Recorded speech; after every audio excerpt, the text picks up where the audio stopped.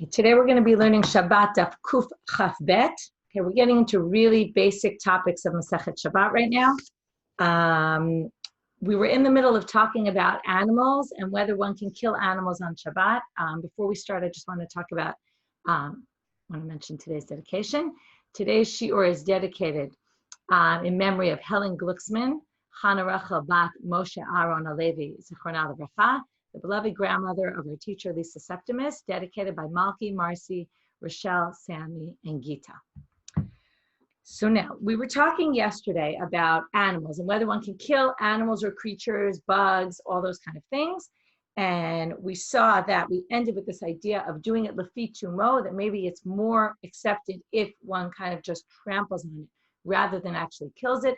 There was a distinction between animals that are actually, that would endanger your life versus animals that aren't necessarily ones that will endanger your life. We talked about, right, and the issue became also of both capturing them and killing them, which are both actions that generally is done for the purposes of keeping the animal and using the hide or some part of the animal, whereas here you're doing it for a different reason, which makes it a malach she'ein tzurka legufa. Still, there's ways that it's problematic, right? Maybe they're pursuing you or not pursuing you. There were a lot of different distinctions. In Daf Michelle this week, they talk specifically about this topic from a halachic perspective: what is allowed, what is not allowed. Again, they don't necessarily give you a clear-cut answer, but they bring you a bunch of different survey of a bunch of different halachic opinions. Okay, we're going to start now. We're now switching topics a little bit. The bottom of Daf Kuf Kaf Aleph Amud Bet starts with 2 lines from the bottom. Amar Rabbi Abba Bar Kahana, Amar Rabbi Chanina. And we're moving back into muktzah, okay, which is kind of a lead-in to the next parak, even though we're not really getting into the next parak yet. But we got there because the Mishnah had talked about, actually, no, the Mishnah didn't discuss the muktzah, right? But now we're going to basically say, Pamotot shel beit Rebbe mutar letaltalam b'Shabbat.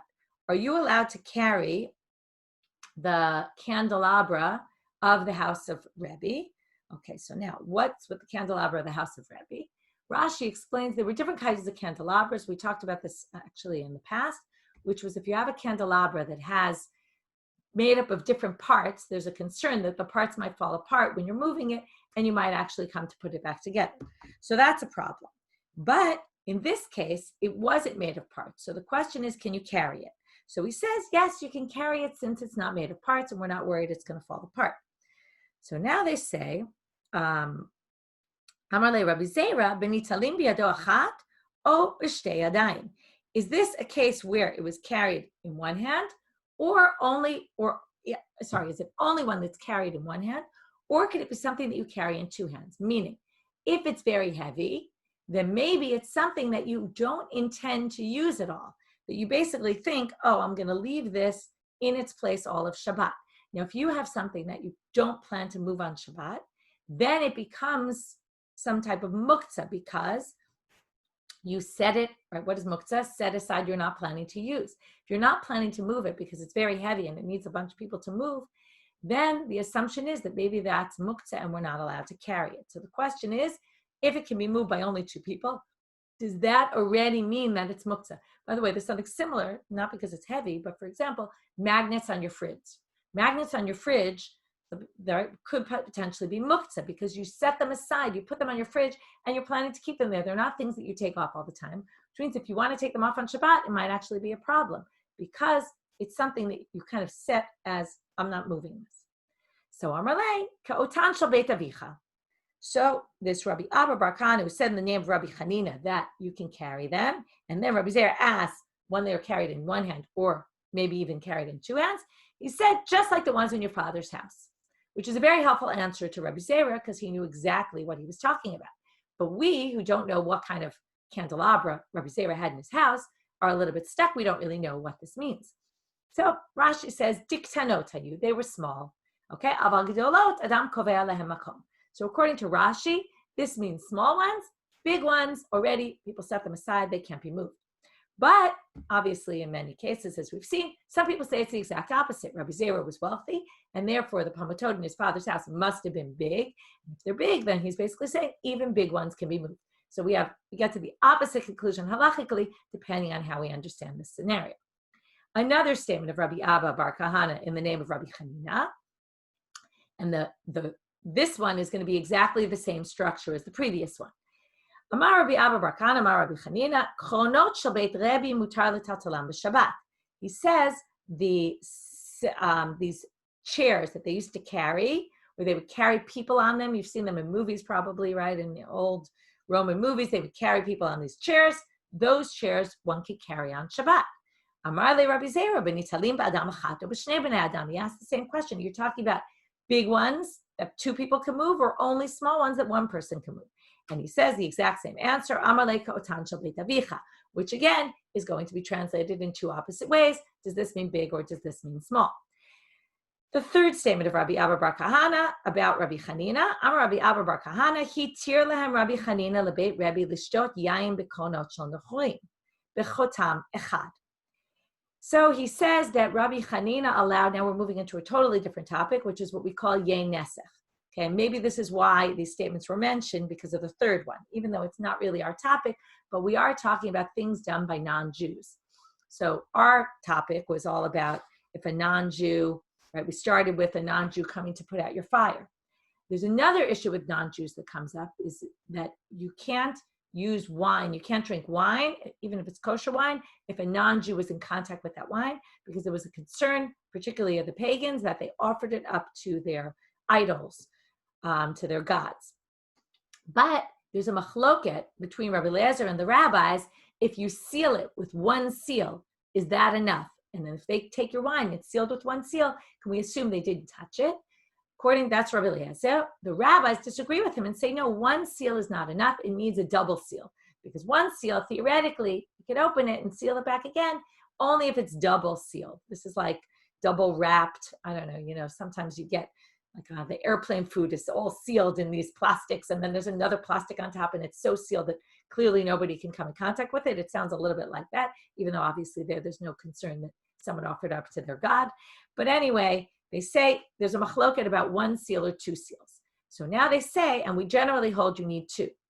But it says here that he tir Rabbi Hanina to the house of Rebbe to drink wine that came in these wagons from non-Jews, even if it had one seal. Below Yadana, but I didn't know, and as I assume this is Rabbi Zera talking, I didn't know, is it Rabbi Zera? No, actually Rabbi Zera doesn't come up here, but maybe, I know, but it must be, sorry, my mistake. Rabbi Abba Bar Kahana said that Rabbi Hanina was matir, but I don't know when he matir this for Beit Rebbe, was it because he holds to Savar like Rabbi Eliezer, that he holds like Rabbi Eliezer, that one seal is sufficient for anybody, or is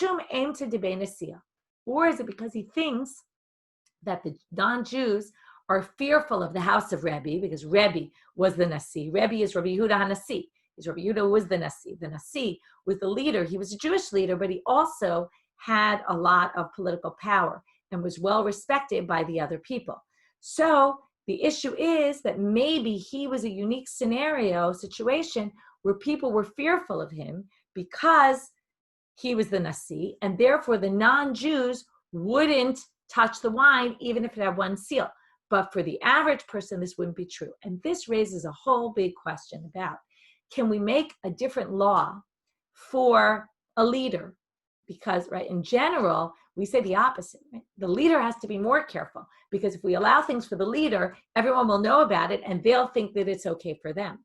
So if we start treating leaders differently and saying, well, because people are scared of them, therefore we're going to allow things, is a very slippery slope and dangerous, because then people will see and say, oh, if it's okay for the leader, then it's okay for me. Generally, we see the opposite, right? If a leader does something, generally people will say, oh, well, he has to keep to a higher standard, I can keep even less, right? Or generally, if people are doing something and other people see, well, they might take it down a notch.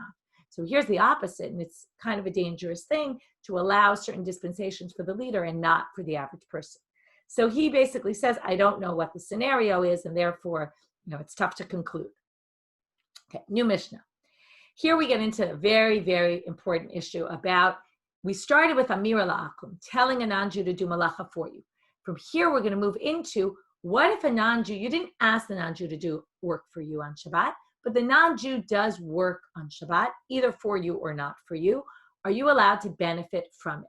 Okay, there's a very big issue. And again, as I said yesterday, these topics are huge And in terms of halacha l'maaseh, I'm definitely not ruling halacha l'maaseh for you. It's quite a complicated issue, and there's a lot of details about it and a lot of different opinions.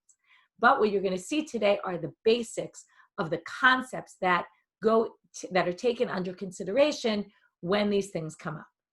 So the Mishnah says, if he lights a candle, so you can use the light from the candle on Shabbat. But if he lit the candle for you, it's forbidden. Okay? This is whether you told him, whether you didn't tell him. Another Zamir al-Akum we know is a problem. Let's say you didn't tell him, or you alluded. Even if you didn't tell them to do it, and he lights the light just for you, it's a problem. Milei mayim lahashkot behemto. Okay, second case. We're going to have three cases in the Mishnah. The Gemara is obviously going to say, why did we need all three cases? So the first is he lights a candle. Again, for himself, it's okay. For you, problematic. If the non-Jew fills up water, lahashkot behemto, in order to give his animal water to drink, mashke acharav Yisrael. So the Jew is allowed to use the water if there's water left over. Yisrael asur. But if the non-Jew did it for the Jew, it's a problem. Asanochri kevesh le'reitbo. He makes a plank, builds a plank to get off the boat. Yored acharav Yisrael. So the Jew can come down off that plank. Ve'im b'shvil Yisrael asur. But if he built it for the Jew, it's a problem. There was a case of Rabban Gamliel and the rabbis who came on a boat. By the way, we always see Rabban Gamliel in boats. This comes up a lot. He must have done a lot of boat travel. So there was a case, they were on a boat, and what happened? They built a ramp, and the rabbis all went down the ramp. So here you see, not only does the Mishnah say it's allowed, but these rabbis in fact did it. There's a separate problem here, which is how do you get off a boat on Shabbat? You can't get off a boat on Shabbat because the boat presumably was outside of Tchum Shabbat. You're only allowed to be within 2,000 Amma. And presumably the boat before Shabbat was outside of the Tchum, and now you're inside the Tchum, and you're not allowed to get off in a place that's outside your Tchum.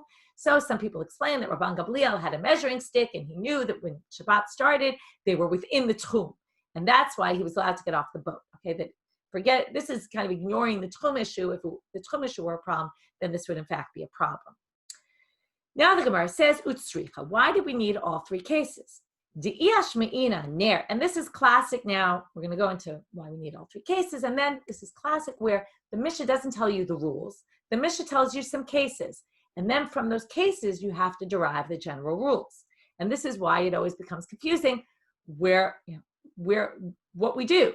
How do we do this, right? Because we just have cases. We didn't say, these are all the rules. And the Amoraim try to come up with their own rules. Even within that, though, it's not going to be 100% clear. Why do we need all the cases? Candles are different. Candles, what happens? You light a candle. This is the classic. They always talk about the candle, right? One candle can go for 100 people. So if the non-Jew lights a candle for himself and you benefit from it, you're not benefiting from any extra work that the non-Jew might have done for you. But when it comes to the water, maybe you should be concerned that the non-Jew added water and drew more water out specifically for the Jew. Okay, so that explains the first two. It's to teach you, even the water, we're not worried that he added for you. So what do you need the ramp for? The ramp is just like the candle. You build a ramp and it's built. The non-Jew built it for themselves, the non-Jews, but the Jew now can actually benefit from it. Nothing was done specifically for the Jew. So they say, so what did you need that for? They wanted to tell you that the rabbis actually acted upon this halacha, and that's why they brought that case. Tana Rabbanan. So really, there's no extra added value to adding that case to the Mishnah. It's just to teach you the case that they were actually on a boat and that happened. Tana Rabbanan. Now we're going to bring up a source. If a non-Jew gathered grass, picked grass on Shabbat. Now, what do we know about grass? Grass is muktzah if it's attached to the ground. Anything attached to the ground is muktzah. It's not ready before Shabbat, so we generally can't use it. But if he gathered grass on Shabbat or picked grass, so again, it's forbidden to pick the grass, but if he did it for himself, he can give, and he has leftover, he can give it to the Jew. This is for the animals to eat. Ve'im b'shvil Yisrael asur. But if he did it for the Jew, it's a problem. Mile mayim lahashkot behemto. This is just like our Mishnah. If he filled up water to give to his animals, mashkech harav Yisrael, he can give it to the Jew. Ve'im b'shvil Yisrael asur. But if it was done for the Israel asur. Now here it adds something additional that didn't say so in our Mishnah. B'ameh dvarim amurim she'ein mikiro. This, by the way, is only if the Jew does not know, the non-Jew doesn't know the Jew. Aval mikiro asur. But if he knows the Jew, and let's say they're friends or they're acquaintances, then we're worried that maybe he drew more water in order to give to the Jew. So then it's a problem. So first they're going to question the first part of this Braita, then we'll get back to the mikiro and eino mikiro part. First they're going to talk about Nuchrisha Likeda Savim Achil Acharav Yisrael. Ini, is this really true? V'hama Rav Huna Amar Rabbi Chanina Ma'amir Adam behemto al gabei asavim b'Shabbat, aval lo al gabei muktzah b'Shabbat.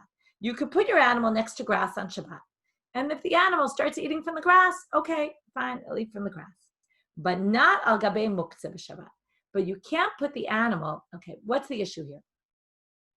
If you put your animal on top of an item that's muktzah, then we're worried that maybe the owner will come to carry the item that's muktzah. Now, if you put the animal, what's the first case? The first case is you put your animal next to grass. We're going to let your animal, if the animal wants to eat the grass, they could do whatever they want. But we're not worried about that case. Why are we not worried? What would we be worried about? That maybe you'll pick the grass. And we're not worried you're going to pick the grass because picking the grass is forbidden by Torah law. That's right, tolesh. That's like a toladav kotzel. You can't pick on Shabbat, and everybody knows that. And it's doraita, it's from the Torah. But if it's muktzah, if it's just a matter of there's muktzah, let's say there's grass that was picked on Shabbat, that's obviously what we're going to be referring to here. If there's grass that was picked on Shabbat, and you can't bring your animal to there to eat because you might pick up some of the grass, let's say to make it easier for the animal to eat, to move it to a place. And there, since it's muktzah, what's muktzah? Muktzah is usher, we've seen this before, only by rabbinic law. Since it's usher by rabbinic law, there's more of a concern. This is classic. Sometimes we make a boundary around something that's forbidden by Torah law. But when it's an issue of, are we worried you might come to accidentally do something, we're much more worried you might accidentally do something that's forbidden by the rabbis rather than something that's forbidden by Torah law.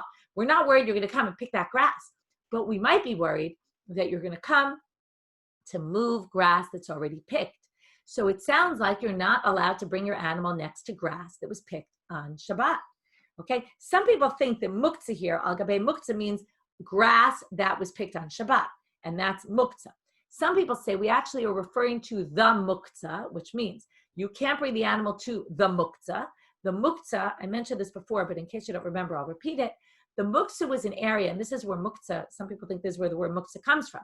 The muktzah was the area on the top of people's roofs that, it was generally on the roof, where people would put out their fruits to dry.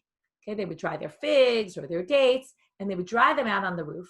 Now, when you dry fruits, you don't use your fruits until they're fully dry, right? You might eat your fruits fresh, but once you put them out to dry, it's clear you're not going to touch them until they're fully dry. That is what we call, when we talk about muktzah being something set aside for not to be used, that is the most muktzah you can get because you've set them aside and you don't plan to touch them until they're fully dry. So some people say that what it's referring to is you can't bring your animal out to the muktzah because we're worried, right, let's say to eat, we're worried that the owner might move something that's there and give it to the animal to eat. So it's a debate what exactly this means. Either which way, it's a contradiction to what we said earlier, because here it says, before we said, the Jew can feed his animal, but here it says that you can't put your animal al gabei muktzah b'Shabbat. So what do they say? When we talked about feeding your animal from the grass that the non-Jew had, we say, dekaim le ba'apa va'az lahi va'achla.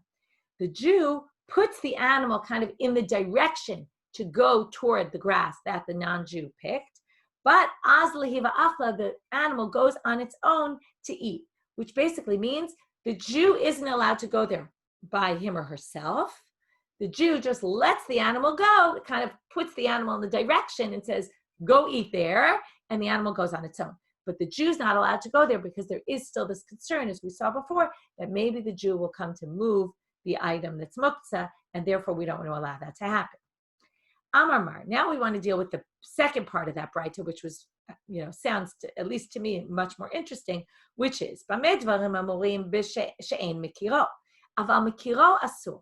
if the non-Jew recognizes or knows the Jew, then it's going to be forbidden. So here comes the first question. Rabban Gamliel Mekiro Hava. Look at the ramp case. In the ramp, Rabban Gamliel obviously knew the non-Jews who built the ramp for him. Why do we assume he obviously knew? Because we're assuming we're not talking about a huge cruise ship, but we're talking about a small boat. And if they were all on the boat together, they must have known Rabban Gamliel. And therefore, also you have to remember he was an important person. But he was also from the house of the Nasi, and therefore was likely he was on the boat. They knew who he was. So how did he use the ramp if the whole thing is b'she'ein mikiro? So Amar Abaye, we're going to have a machloket Abaye v'Rava how to explain this. Shelo b'fanav hava. When they built it, okay, so now we have mikiro e mikiro. The non-Jew knows the Jew or doesn't know the Jew. Okay, so then if he doesn't know the Jew, it's okay. But if he knows the Jew, it's a problem.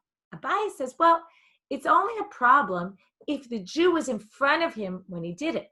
If the Jew wasn't there, then we can assume, even if the non-Jew knows the Jew, well, it's not first thing on his mind. This is what we see, out of sight, out of mind, right? What we say, if you don't see someone, then you're not really thinking about them very often.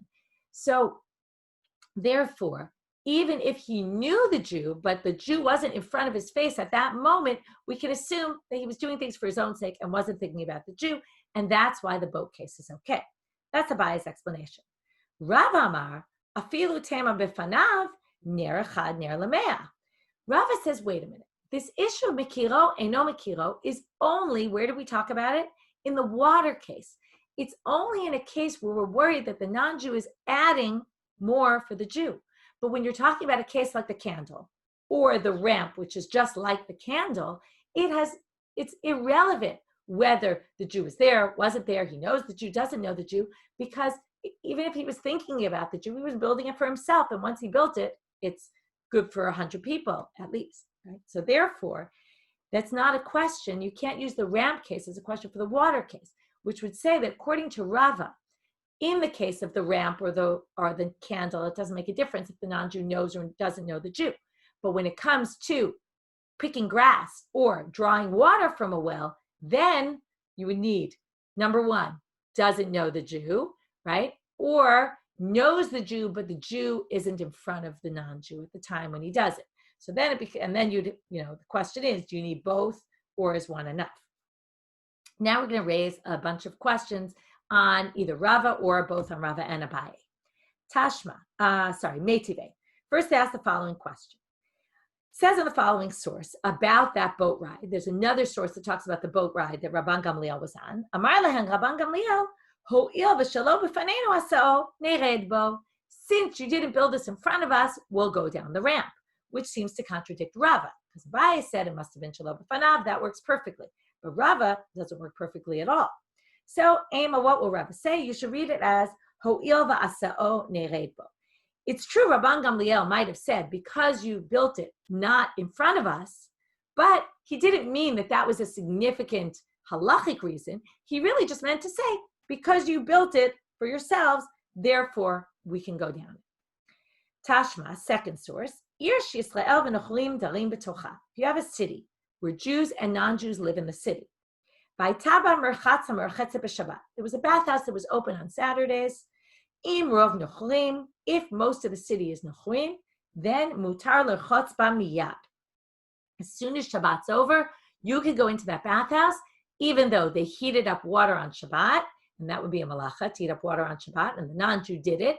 The question is, did the non-Jew do it for the Jews or for the non-Jews? So if the majority of the city is non-Jews, then the Jew can go lerchotz ba miyad. Im rov Yisrael yamtim b'chdei sheyeh chamu chamin.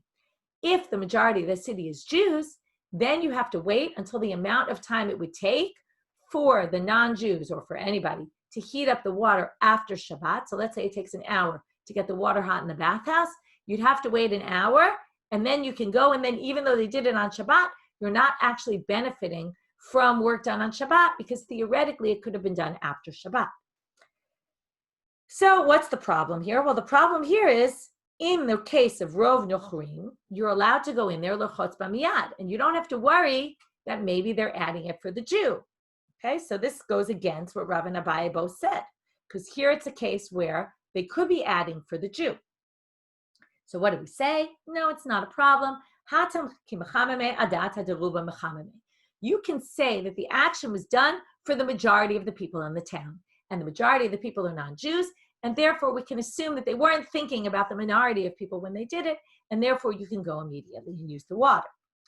Next case, Tashma. Ner hadaluk b'mesiba. You have a lit candle that was lit at a party. Im rov nochrim mutar l'shtamesh le'ora. Again, let's take a look at how many people are in this event. Is it the majority non-Jews? Then you can use the light. Im rov Yisrael asur. If the majority of the people are Jews and a candle is lit, you cannot benefit from it because, again, the assumption is it goes by the majority. But now it says mechza al mechza asur. But if it's 50-50, it's still forbidden. Okay, now there's no majority, and yet it's still forbidden.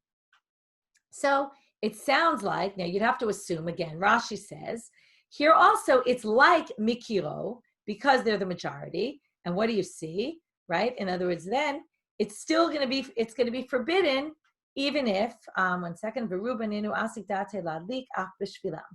right? So you might be concerned that he's lighting for them, and it's a problem. And what did we say? Remember what Rabba said? Ner echad ner lemea. So let's say you have 100 people at this party. 50 are non-Jews, 50 are Jews. You could very much say, right, they lit the candle for the non-Jews, and the Jew can benefit, according to Rava, because even, right, we say ner echad ner lemea. Mikiro, we said, was only an issue when we're worried they're adding. So how do you explain this? So again, they say, hatam nami ki madleke adata deruba madleke.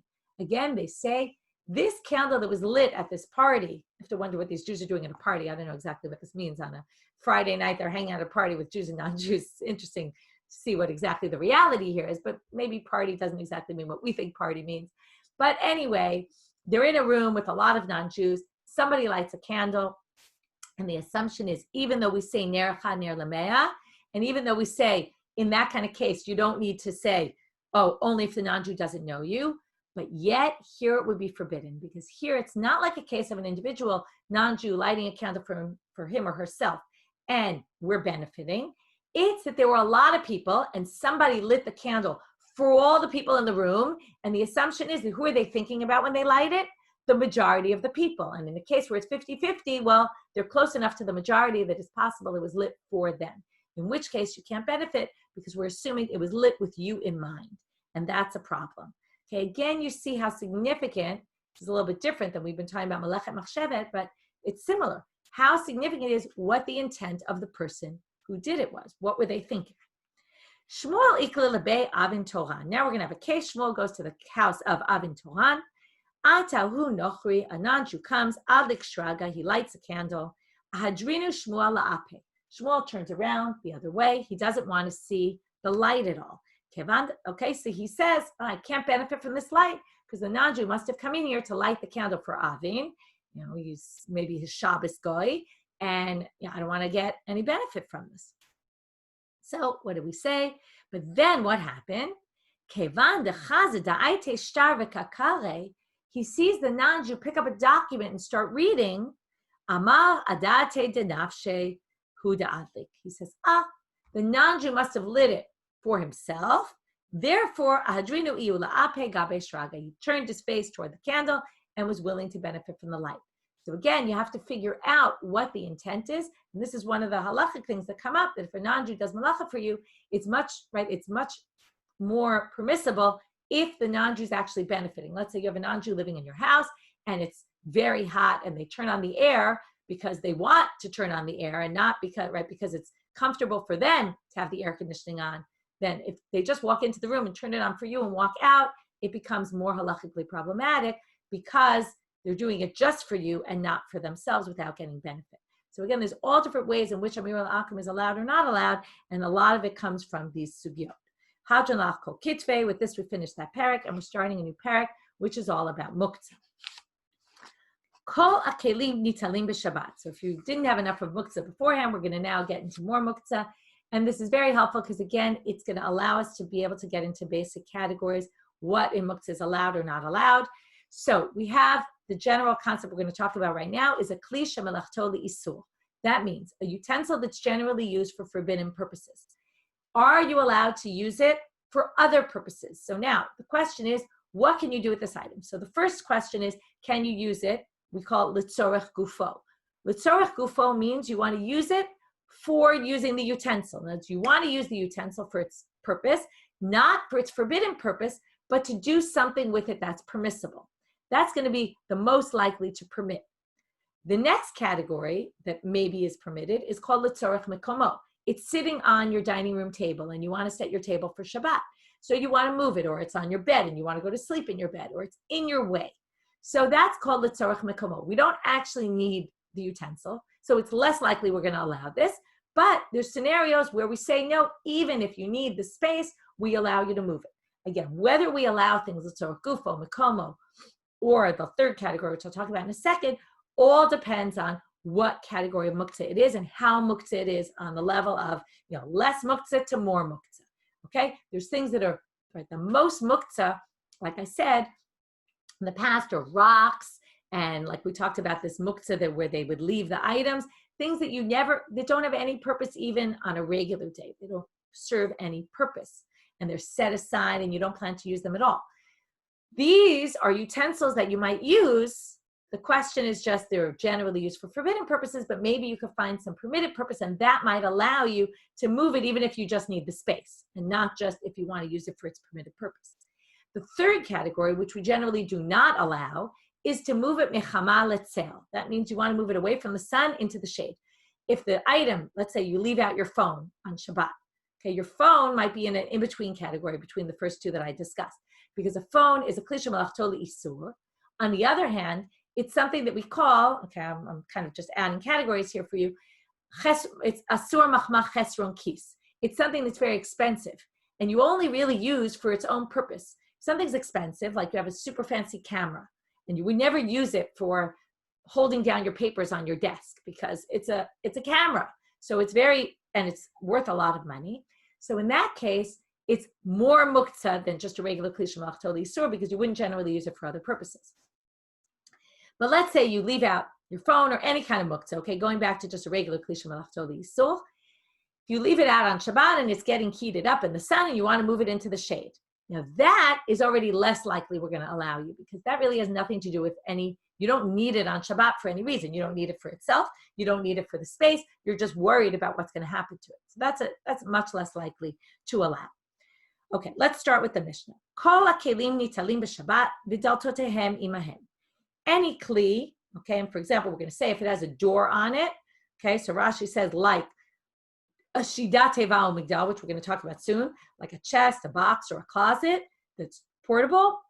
So any of those you can carry on Shabbat, v'daltotehem imahem, and you can carry their doors with it.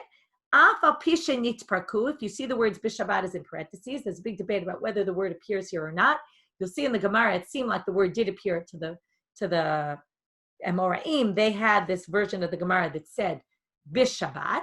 Even if the door falls off on Shabbat, you're allowed to move them. You're allowed to move their doors. Why? We've talked about broken kelim before. What's the door? Well, the door can be usable for something else. Even if you can't fix it on Shabbat, theoretically, you can use it for something else. And maybe we'll see that you can even fix it on Shabbat, although probably not. But we'll talk about the door soon. She'enam domim lidlatot habayit. They're not like a door to a house. A door to a house, you're not going to use to cover a utensil, let's say, right? It's huge. It really only functions as a door to the house.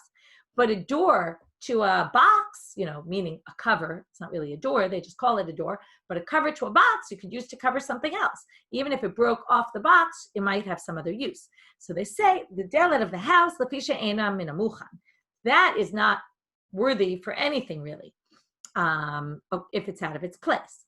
Notel adam, now we're going to see all these kelim shemelachtan li'isur. They're used for isur, for being forbidden purposes, like a cornice. A cornice is a mallet. You can take a mallet, lifatzea bo et egozim, to crack open a nut.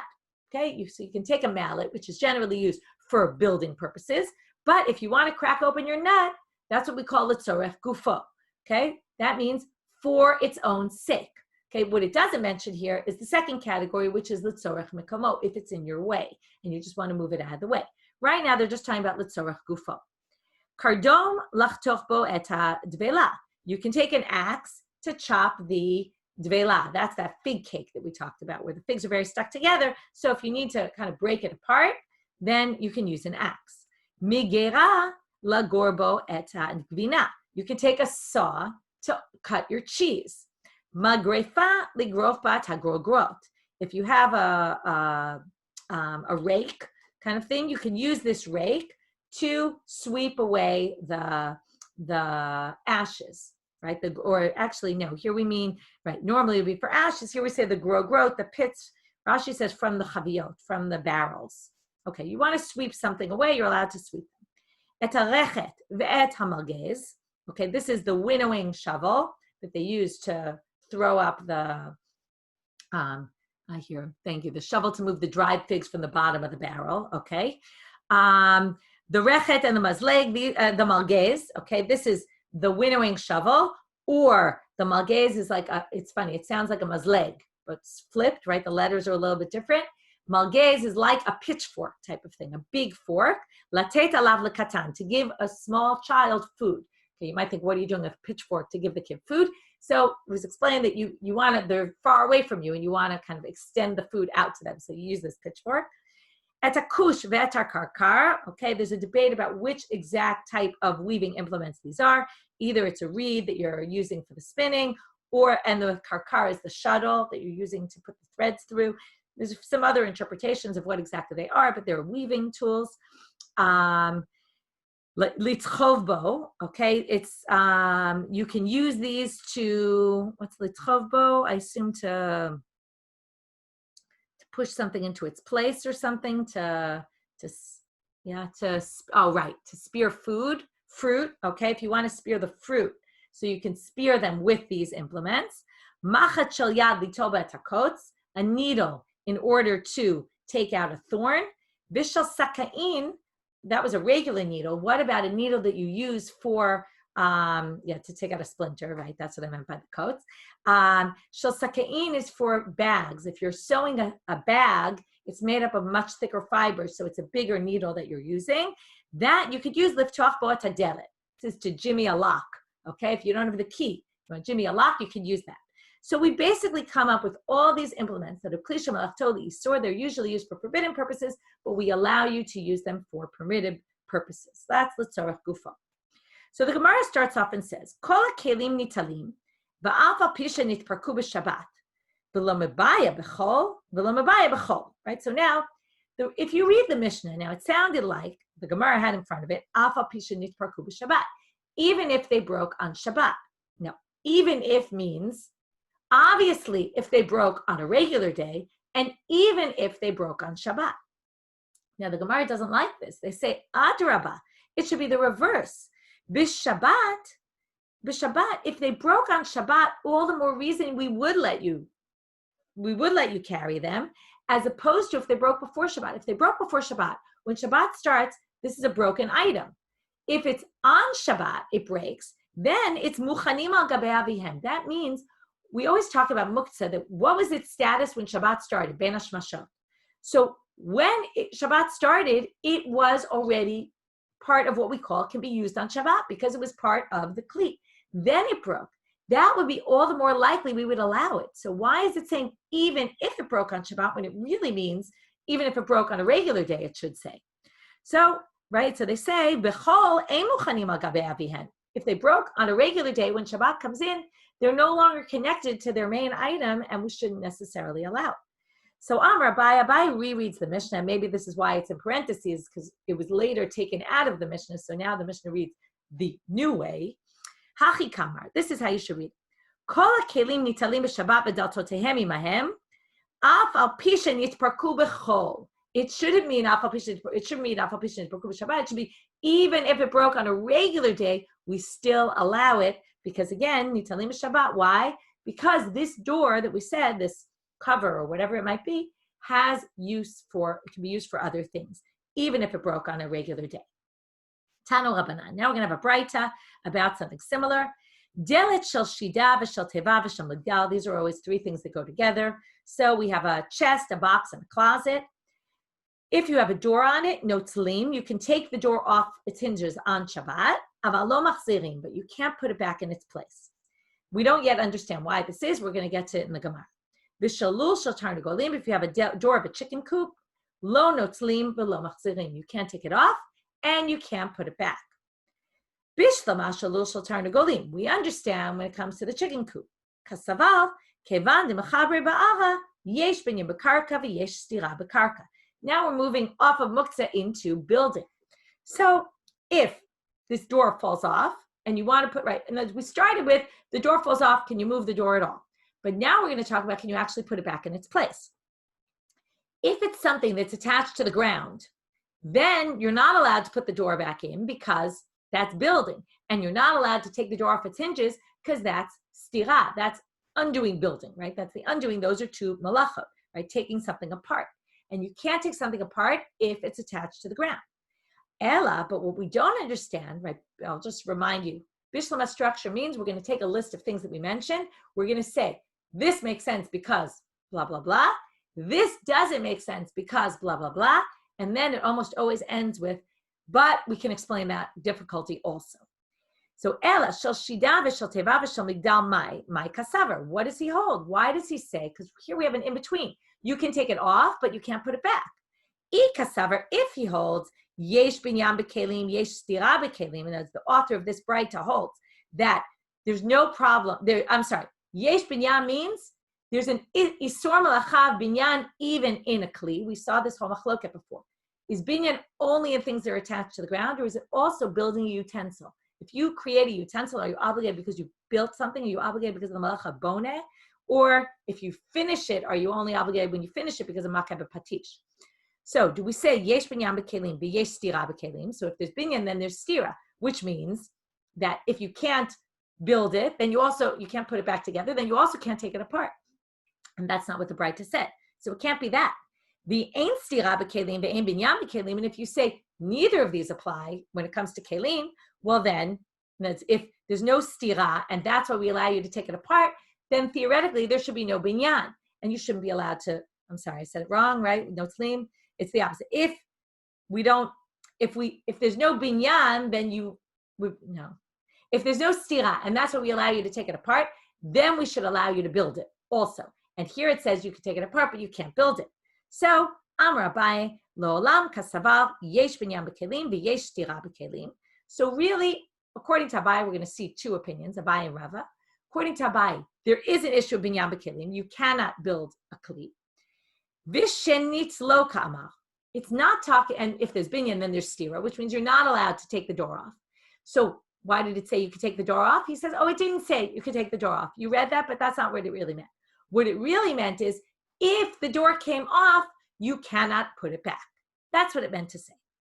So now, Amarle Rava shtei tshuva b'davar. I have two issues with what you said about it. Chada dinot lim katane. It says you can take it off. It doesn't say if it fell off. Ve'od my aval lo machzirin. It says, but you can't put it back. That but means you can do something, but you can't put it back, which means it must be you can take it off, but you cannot return it.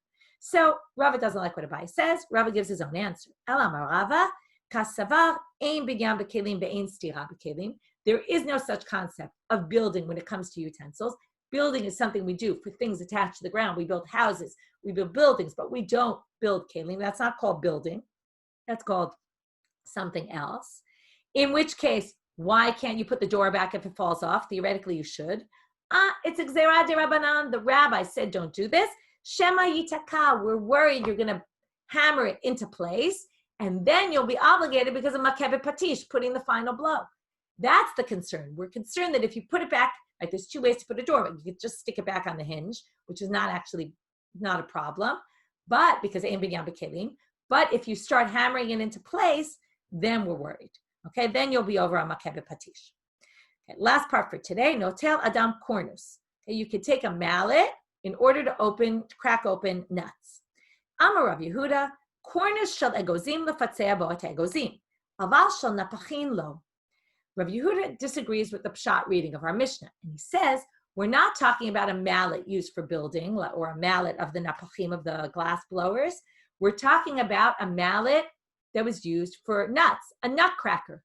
A nutcracker you could use for opening nuts on Shabbat, but not if it's really a mallet that's a kli shemalachto li'isur. Kasavar, he holds, tavar shemalachto li'isur afilu litzorach gufo asur. Even for its own sake. Remember I told you, litzorach mikomo, right, is less likely we're going to allow. But he's going to say even litzorach gufo, it's less likely we're going to allow litzorach mikomo, but even litzorach gufo, where we might more likely allow, he's still going to forbid that, okay? He says if it's melachto li'isur, it cannot be used. That's against what I've explained until this point. So I'm just making sure, because I don't want to confuse you too much. This is a different approach to what we've been explaining. This means if it's generally used for forbidden purposes, you cannot use it for permitted purposes. Amale Rabba elameata, but what you're saying makes no sense with the rest of the Mishnah. Seifa gekatani betarachat vetamalgez lateta lav lekatan rachat umalgez mimi afte lekatan. That's not something you would generally give a katan food with, right? Generally, those are kli shemalachto only li'isur. There's no permitted purpose in them, and therefore you must be wrong. Ela amarabba. It must be you're using a glass blower's mallet to open your nuts, and it's allowed. Kasavar, he holds, he thinks if you do it litzorach gufo, you're using it for its own sake, what it's normally used for, then it's allowed. Okay, with this we'll finish for today. We're obviously going to continue more in the issues of muktzah in the coming dapim, and with that we'll finish for today. Have a great day, everybody.